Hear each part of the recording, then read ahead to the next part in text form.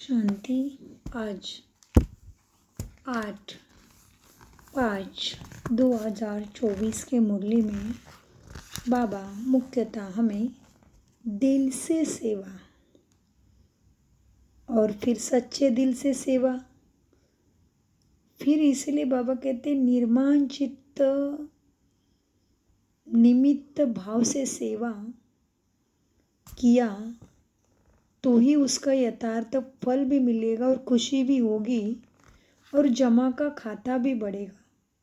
तो ईश्वरीय सेवा की यथार्थ विद्यार्थियाँ यथार्थ विधियाँ आज बहुत ही गहराई से बाबा हमें समझाते हैं।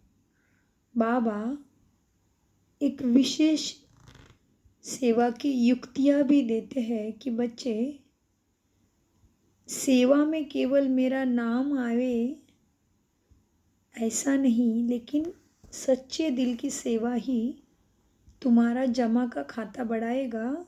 इसलिए बाबा कहते ज्ञान रत्नों को गुणों को मनसा वाचा कर्मणा अन्य आत्माओं में भी क्या करो, बांटो।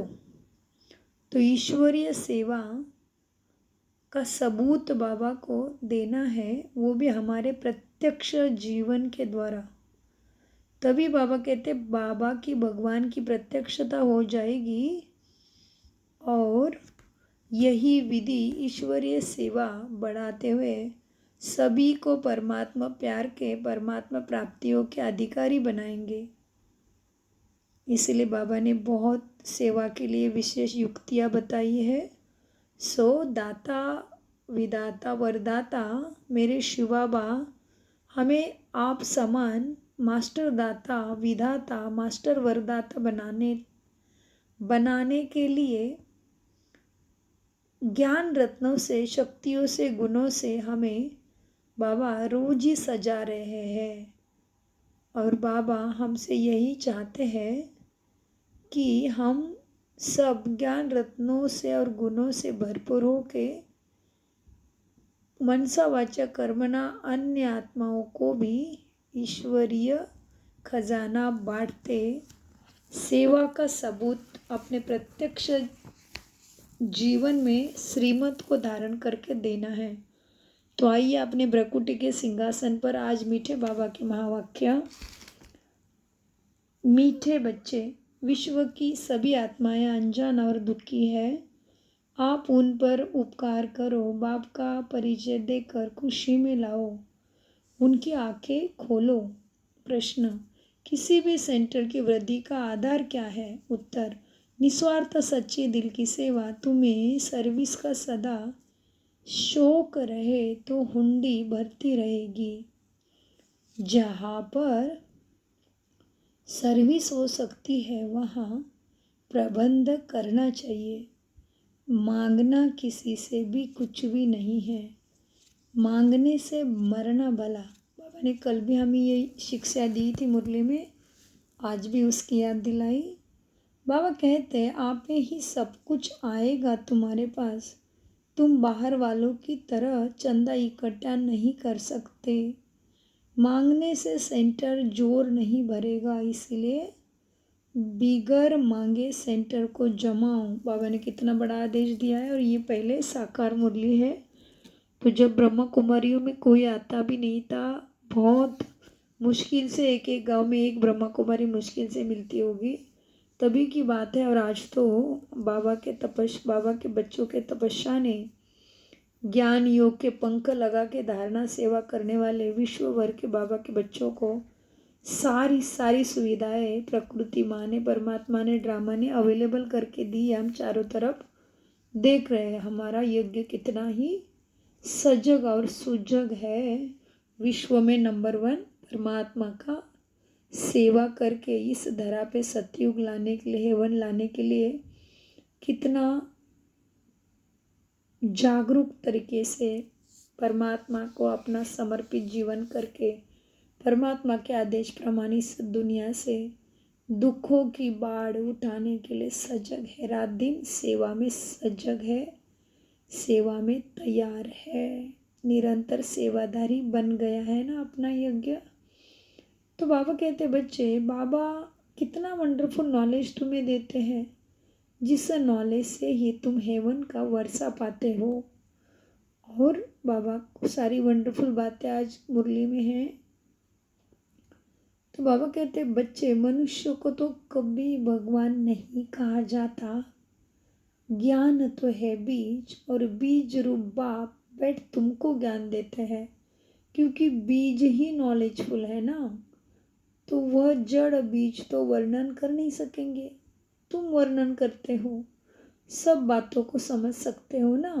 तो ये बेहद का वृक्ष ऊर्ध्व मूलम अधश्चाकम आज की मुरली में विस्तार से बाबा ने समझाया। गीता का 15वां अध्याय धारणा के लिए मुख्य सार, ज्ञान को जीवन में धारण कर खुशी में गदगद होना है। वंडरफुल ज्ञान और ज्ञान दाता का सिमरन कर ज्ञान डांस करना है। नंबर 2, अपने पाठ का ही सिमरन करना है, दूसरे के पाठ को नहीं देखना है। माया बड़ी प्रबल है, इसीलिए खबरदार रहना है।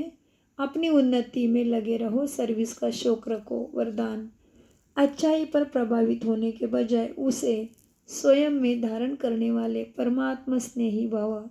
वरदान का विस्तार, अगर परमात्मा स्नेही बनना है तो बॉडी कॉन्शियस की रुकावट को चेक करो। कई बच्चे कहते हैं यह बहुत अच्छा, कई बच्चे कहते हैं यह बहुत अच्छा या अच्छी है, इसलिए थोड़ा रहम आता है। कोई का किसी के शरीर से लगा होता है, तो किसी का किसी के गुणों से व विशेषता से लगाव होता है, लेकिन वह विशेषता व गुण देने वाला कौन? कोई अच्छा है तो अच्छाई को धारण भले करो, लेकिन अच्छाई में प्रभावित नहीं हो जाओ। न्यारे और बाप के प्यारे बनो, किसी मनुष्य या किसी ब्राह्मण के विशेषताओं में नहीं फंसना। इसलिए बाबा अनेक बार भी कहते कि इस ब्रह्मा को भी नहीं देखो। तो बाबा कहते न्यारे और बाप के प्यारे बनो।